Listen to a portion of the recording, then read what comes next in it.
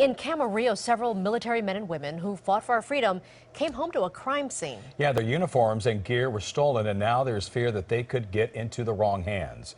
Their cars were broken into at a complex near Spring Oak and other areas nearby. KCAL9's Amy Johnson has more on that stolen gear.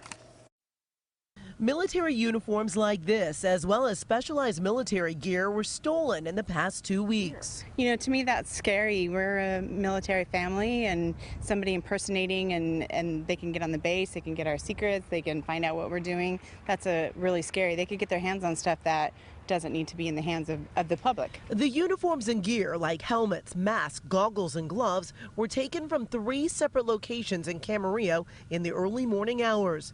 The uniforms were taken from a garage in this complex off Spring Oak and from another garage in this nearby complex, and even more gear was stolen from a car parked in the same complex. Investigators say all 3 may have been left open or unlocked.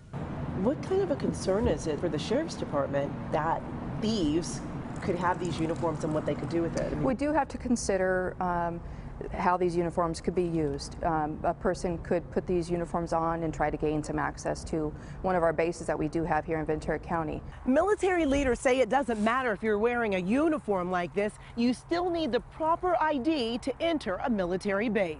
I think that the guards do a good job of keeping everybody out, but it's still just pretty scary. Investigators say there were several other victims who were not in the military. They don't believe the thieves specifically targeted people in the military. They call these crimes of opportunity and say the items may be sold or traded. Fortunately, no weapons or ammo were taken. They say the crime should be a reminder to everyone to always lock your cars and garages. In Camarillo, Amy Johnson, KCAL 9 News.